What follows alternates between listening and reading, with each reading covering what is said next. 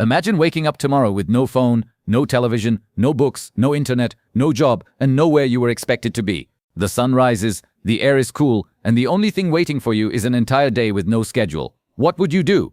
Most people think they'd be bored within an hour. Now imagine living that way every day. For almost 300,000 years, that was normal.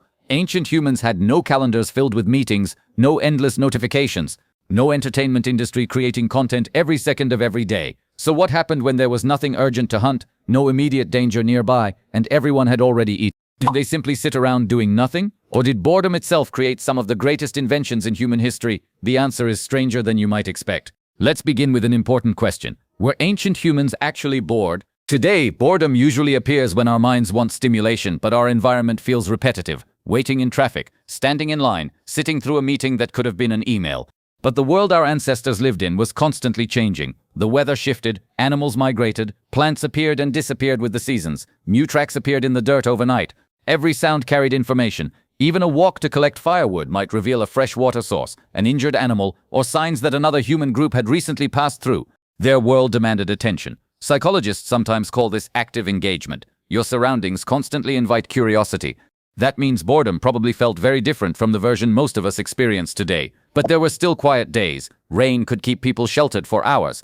A successful hunt might leave several days with little immediate work. Children could already be fed. The fire was burning. The question became simple. What now? One answer is surprisingly obvious. They talk. Modern hunter-gatherer communities spend remarkable amounts of time simply sharing stories, joking, teasing, remembering old events, and discussing plans. Conversation wasn't background noise. It was education. One person described a dangerous river crossing. Another remembered where fruit had grown during the previous season. Someone else retold the story of a successful hunt from years before. Every story carried practical knowledge wrapped inside entertainment. Without books, stories became libraries. Without schools, conversations became classrooms. Then there were children. If you've ever watched children with nothing more than sticks, rocks, and imagination, you've seen something ancient. Children invent games naturally. Anthropologists studying foraging societies consistently find that children spend enormous amounts of time playing. They chase one another, throw objects, build miniature shelters, pretend to hunt, copy adults. At first glance, it looks like simple fun. In reality, they're practicing survival. A game of chasing teaches balance. Throwing stones improves accuracy. Pretending to track animals teaches observation. Play is one of evolution's greatest inventions because it allows young humans to practice dangerous skills without dangerous consequences. Adults played too.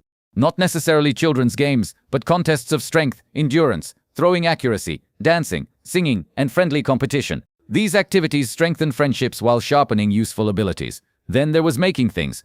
Humans have restless hands. Give someone enough time beside a campfire, and eventually they'll start carving wood, shaping stone, twisting plant fibers, or experimenting with knots. Many archaeological sites contain tools that became increasingly refined over thousands of years. That improvement didn't happen only during emergencies. Someone had free time, someone experimented, someone wondered if a sharper edge would cut better, someone broke 10 rocks before finding the perfect one. Innovation often begins with curiosity rather than necessity. The same curiosity probably produced ornaments. Long before cities existed, humans decorated themselves. Archaeologists have discovered beads made from shells, carved bone pendants, animal teeth worn as necklaces, and pigments used to color skin. None of these objects were required for survival. You cannot eat a necklace. A painted face does not build a shelter. Yet people invested hours creating them. Why? Because humans don't survive on calories alone. We also crave identity. Decoration told others who you were, perhaps your family, perhaps your achievements, perhaps your place within the group, or perhaps it simply looked beautiful. Beauty has always mattered. And that leads us to art. Deep inside caves across Europe, Asia, Indonesia, and elsewhere, ancient artists painted animals with astonishing skill. Some used natural rock surfaces to create the illusion of movement. Others layered colors. Some returned to the same cave generation after generation. These paintings required preparation. Pigments had to be collected. Light had to be carried underground. Time had to be spent far away from hunting. Nobody rushed through these paintings between appointments. Art existed because people found meaning beyond survival. Music almost certainly filled those quiet hours too. Simple percussion requires nothing more than 2 sticks. Rhythm exists in clapping. Voices become instruments. The oldest known flutes are tens of thousands of years old, showing that music accompanied humans long before written history. Imagine a fire after sunset. Children laugh. Someone begins tapping a rhythm on a hollow log. Another joins with a song. Soon everyone knows the pattern. No audience, no tickets, just people creating something together. Moments like these strengthen cooperation in ways few other activities can. Scientists believe synchronized movement, including dancing and music, increases trust between people. That trust becomes priceless when tomorrow's hunt depends on teamwork. Exploration filled many hours as well. Humans are naturally curious. If you notice an unfamiliar hill in the distance, eventually someone wonders what's beyond it. Perhaps nothing. Perhaps water. Perhaps another group of people. Curiosity carried humans across deserts, mountains, frozen tundra, and eventually every continent except Antarctica. Not every journey began from desperation. Some began because someone simply wanted to know. The same curiosity drove experimentation. What happens if this seed is roasted? Can this stone spark fire? Does this plant taste better after soaking? Can these branches support a shelter? Most experiments probably failed, but occasionally one changed history. Cooking, fishing technology, improved clothing, better adhesives, none appeared fully formed. Thousands of tiny discoveries accumulated over generations. Free time gave people opportunities to ask questions. Questions produced innovation. Ancient humans also observed nature with astonishing patience. Without phones competing for attention, people noticed birds, clouds, insects, animal behavior, the changing moon, the arrival of migrating herds. These observations became survival knowledge. They also inspired myths. Imagine watching the stars every clear night for your entire life. Eventually patterns emerge. Certain stars appear before winter, others disappear before rain. The sky becomes a calendar. The heavens become stories. Many ancient belief systems likely grew from careful observation mixed with imagination. Boredom didn't produce empty minds. It produced wondering minds. And wondering minds ask impossible questions. Why does lightning strike? Where does the sun go? Why do people dream? What happens after death? No one had scientific instruments, but everyone had imagination. That imagination became mythology, spirituality, and eventually philosophy. Perhaps the greatest activity of all was simply spending time together. Modern life often separates families for most of the day. Work, school, commuting, individual screens. Ancient humans spent extraordinary amounts of time within small social groups.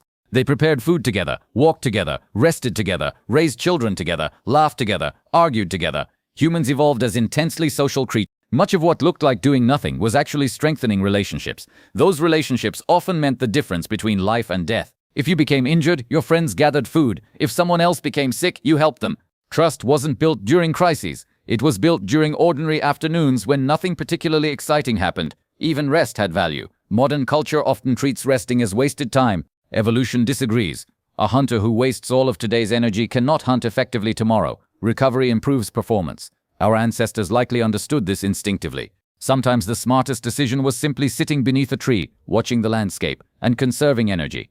That quiet moment wasn't laziness. It was preparation. Eventually the sun would begin to fall. People gathered fuel for the fire, food was shared, stories returned, children slowly drifted to sleep. The stars emerged one by one above a world almost untouched by artificial light, and another ordinary day ended, not with boredom defeated by endless entertainment, but with curiosity satisfied by life itself.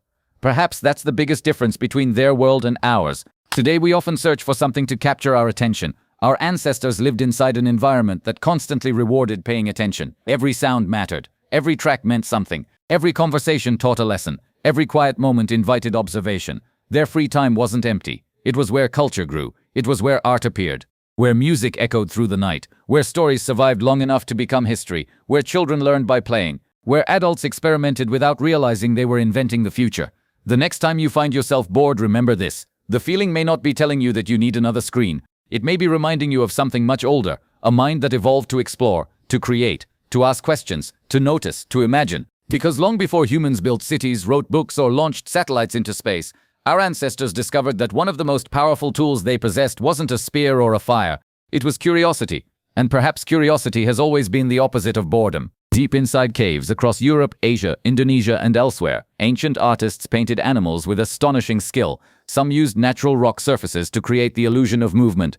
Others layered colors. Some returned to the same cave generation after generation. These paintings required preparation. Pigments had to be collected. Light had to be carried underground. Time had to be spent far away from hunting. Nobody rushed through these paintings between appointments. Art existed because people found meaning beyond survival. Music almost certainly filled those quiet hours too. Simple percussion requires nothing more than 2 sticks. Rhythm exists in clapping. Voices become instruments.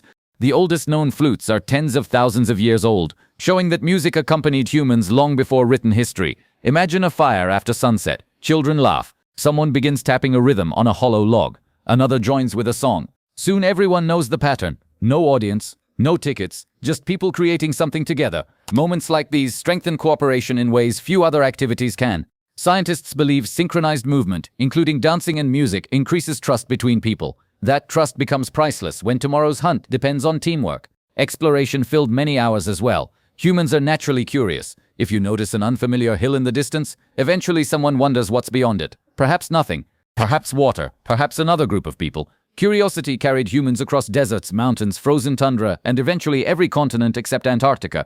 Not every journey began from desperation. Some began because someone simply wanted to know. The same curiosity drove experimentation. What happens if this seed is roasted? Can this stone spark fire? Does this plant taste better after soaking? Can these branches support a shelter?